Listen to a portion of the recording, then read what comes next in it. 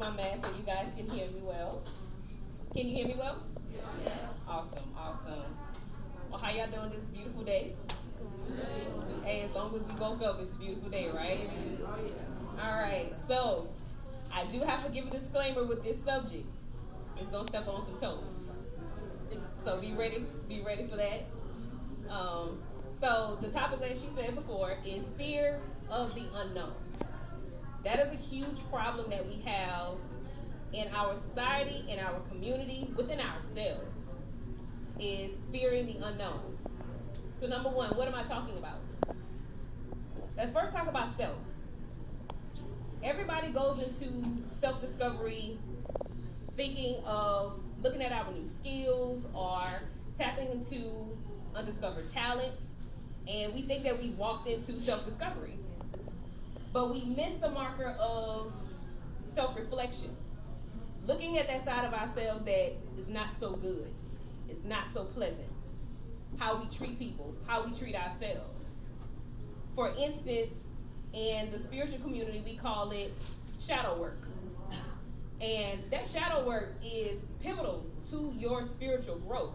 And if you don't take that look at yourself of what is not good, what energy that you're actually putting out into the universe that is actually causing bad things to come at you, you won't have a conscious evolution. It's impossible. You can go into it, oh, I'm going to be spiritually conscious and I'm going to be powerful. But that energy is called ego.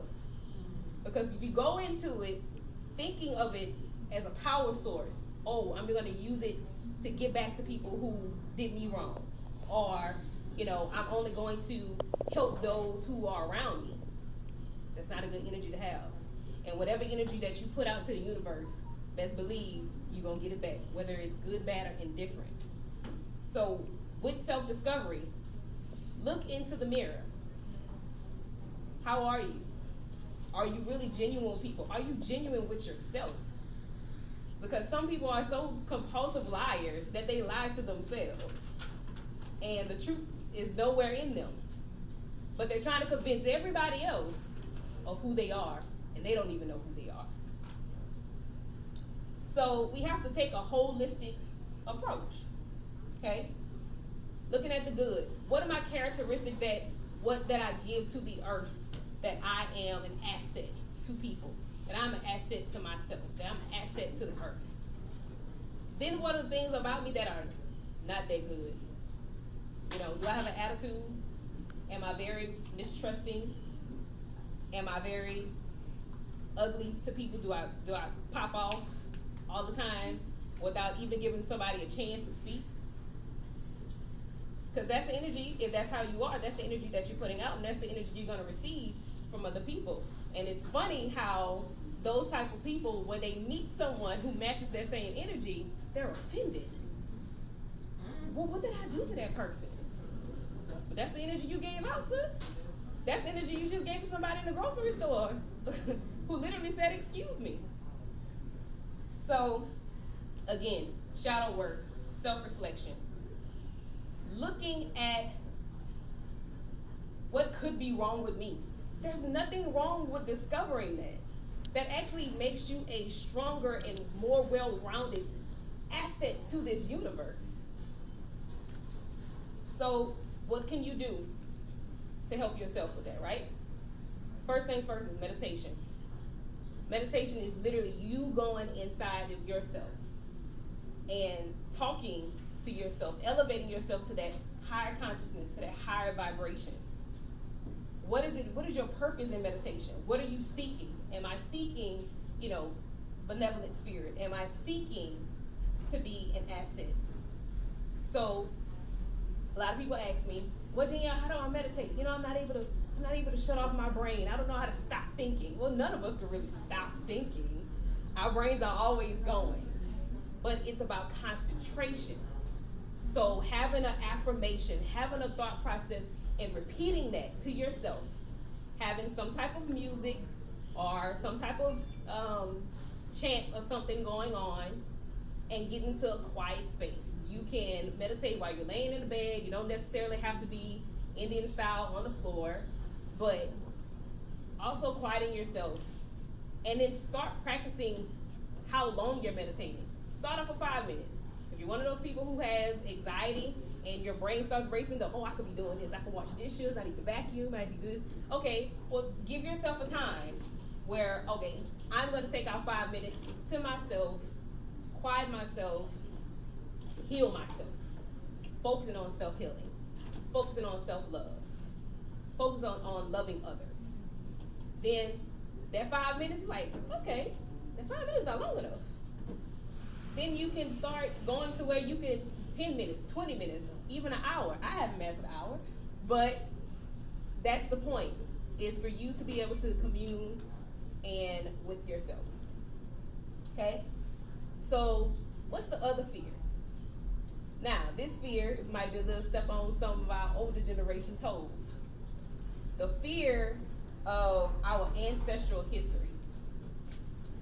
Unfortunately, a lot of us can't really get a lot of answers from our elders, grandparents, our older aunts, uncles, so on and so forth. Okay? A lot of our elders have a fear of looking into their family history. I'm not going to say a person's name, but I did have a person tell me that they didn't want me to go into our family history because what if I found something that was disgraceful? What if I found something that I didn't like?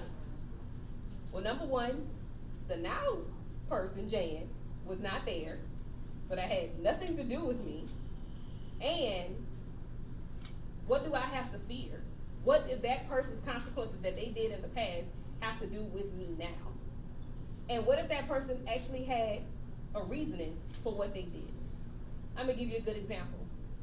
So going into my family history, I did find out that I had a family member who was a slave, and his master he gave him his freedom after he died, and he gave him land. Well, once he got his freedom, he went back, he bought his wife, and he bought his child. Beautiful story, right? But then he also had his own plantation with about another 30 slaves. I got to that point, I was upset. So you telling me I have family members who had their own slaves? What? I kept going. Come to find out, he went bought all of his family members. And a lot of things we don't understand is our family members did that because we were property. So somebody had to have papers on us in order for us to be with them, because had not, another slave owner could come and take you away because you were free range.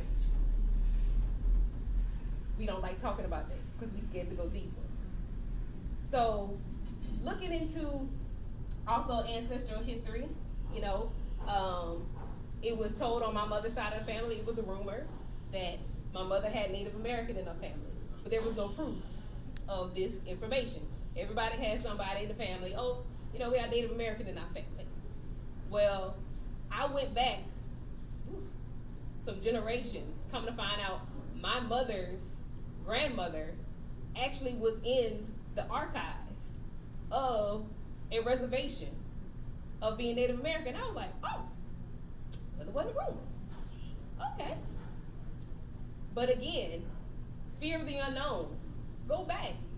Look into your history, because if you don't know your family history, who are you? If you don't know where your family came from, who are you? And that's what we struggle with right now, because we only know what's here. We only know what's been the past, 70, 80 years. We don't know anything about our ancestors who lived in the early 1900s, 1800s, 1700s. Those who migrated to this country, those who were captives of war. I don't call them slaves. They were captives of war. So, the next one is going to be fear of the spirit realm. Now, how many of us growing up, especially in the melanated community, knew someone or a child who was able to speak with someone on the other side? But if that child spoke about it, it was taboo. Child would say, oh, I saw my mom. Oh, I saw Papa. Or they would ask a grown up, hey, come with me to the bathroom. You say, why? There's a man standing in the corner. Oh, you don't talk about that. You don't talk about that. You were suppressing that child's gift. But it's a gift that has been among mankind since the beginning. That's a part of a child's ability, actually, because they haven't been subdued to all our religious education. So their brains, their spirit is free reign. And so the spirit realm is able to connect with them. And unfortunately, we're afraid of that. Why? Because we're afraid to face ourselves. A lot of times, some people don't want to talk to past grandmother, past aunt, because she coming to tell you about yourself. Let's be honest. Sometimes those are the energies who are there actually to protect us and to guide us. But we want to be closed off because we don't want to hear the truth. That is the biggest fear in our community, is truth. You don't want to face the truth with yourself. You don't want to face the truth with history. You don't want to face the truth with the spirit realm. You don't want to face the truth even with dealing with the cosmos. But why? What do we really have to fear?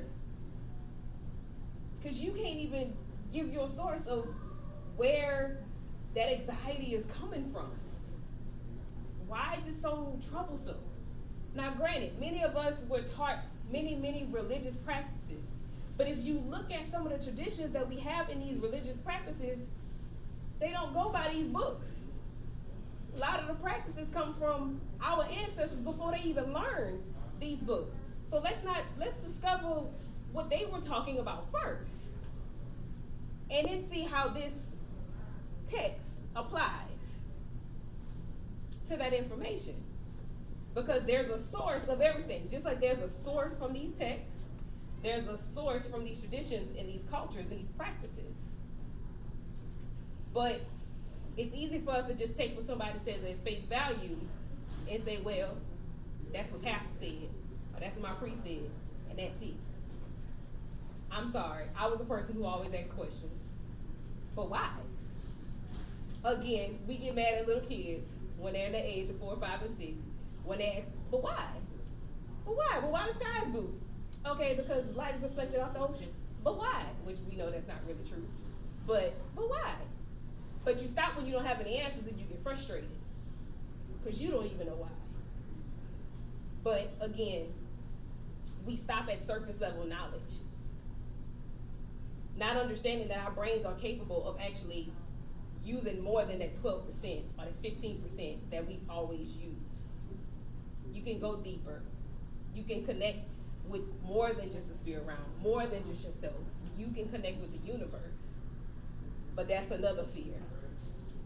Because, of course, 2020, 2019, you hear a lot of people coming more into astrology, more into, oh, I'm a Capricorn this, or I know, my birth chart and everything.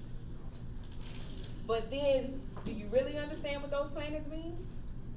Do you really understand what the energy of the Earth comes from? Because if you can't even deal with the stars and the Saturn and Jupiter until you deal with the land you own right now. Are you respecting this land? Are you still throwing out trash out of your car? Are you dumping Coca-Cola on the cement? Are you planting trees? Are you planting plants? Are you giving it back life that it's giving you? Because without those trees, you can't breathe. And of course, mass is suffocating us, but that's another topic. Mm-hmm. But are you giving back? Because that also has the energy of, you gonna keep taking? Okay, I'm gonna take from you. Earth does the same thing. So when you're trying to have that connection to the moon energy, look, tonight we have an eclipse. We have a new moon eclipse and you have a meteor shower. We have some powerful energy that's getting us ready for December 21st. This message right now is to get you ready for December 21st. There is a huge cosmic spiritual change that is about to happen. And if you can't wrap around yourself of freeing your mind, not just going by information that's given to you, you doing your own research, you will not be able to transition into the next growth that happens. You will be stuck. But you'll be stuck waiting for a while. You'll get some salvation. It's gonna take a while. Because that conscious evolution is happening today. It starts with you now. And everybody, I would love to see everybody be a part of the conscious evolution. But you can't if you're scared. You can't if you're demonizing other practices that other people do, because everybody's energy, everybody's ancestors are different. So all of us have something to bring to the table. All of us have something to teach each other, instead of us looking at a different religious practice or cultural practice and judging it, but you didn't come from that. So let me give you an example. So last year in 2019, there was a guy who was a missionary who decided to go to this island that the government deemed as being off limits. These people have never been colonized whatsoever. They don't wear clothes or nothing. And this guy said, hey, I'm gonna go bring them the word of God. And they're like, no, this is forbidden land, government refused, you're not supposed to go. No, I'm a missionary. I'm gonna go to this land. And as soon as his boat got on that land, he got dead. Now, I said it even on purpose. Now, issue with that, people's like, oh my God, that's horrible.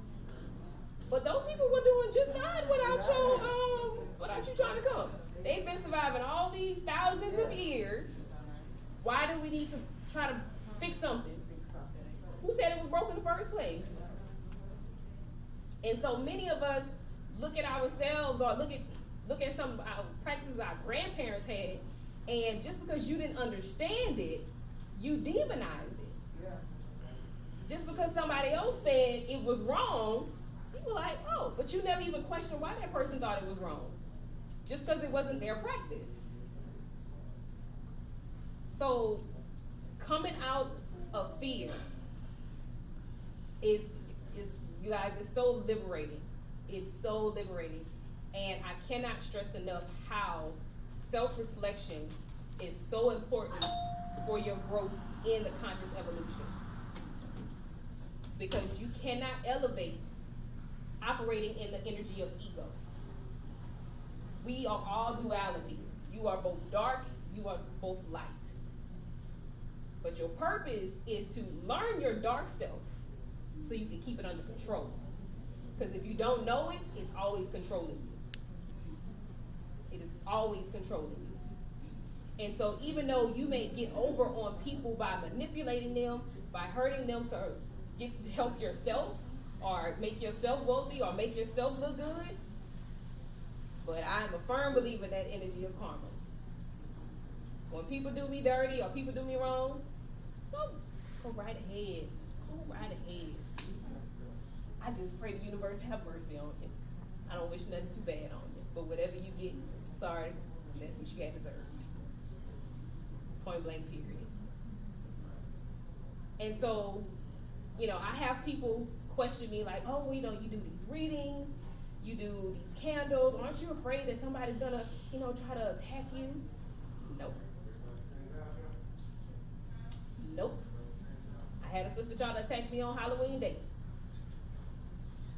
Actually tried to set my house on fire. Guess what? Something happened. Oh, it happened. And I didn't even do anything. All I did was I got my Palo Santo, and I got my sage. I cleansed myself, cleansed my house, and I did a reversal. I sent all that energy that you meant for bad for me, I send that back to you. Or whatever the universe have after that, that's it. And it's not magic, it's energy. You are magic. You are energy. Harness that. But be careful your purpose in harnessing it. Because if it's not pure, you're not trying to fool me. You're not trying to fool the other people. It's the universe who knows the truth. It's the ancestors who know the truth. They already know what your purpose is. So, who still wants to operate in fear? It's beautiful that everybody wants to come into crystals and candles and shadow work.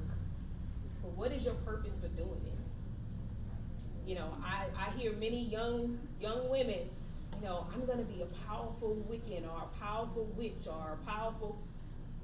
So you're only in it to be powerful? That's not good. Because when you start dapping into the cosmos, into those energies, there are also energies that will use you to get whatever it is they need. So they'll give you what you want in the beginning, but you'll get destroyed in the end. Just being honest. So, you have something to fear if you're operating in ego.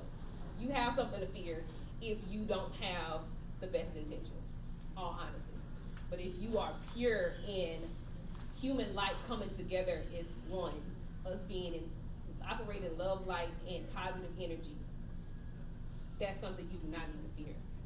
Walk into it head first, because you will always be protected. The ancestors will make sure you're protected. The ancestors will make sure that you're guided.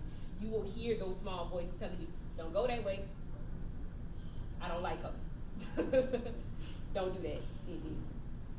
They will guide you. They will protect you. There is nothing to fear. That's all I got for y'all today.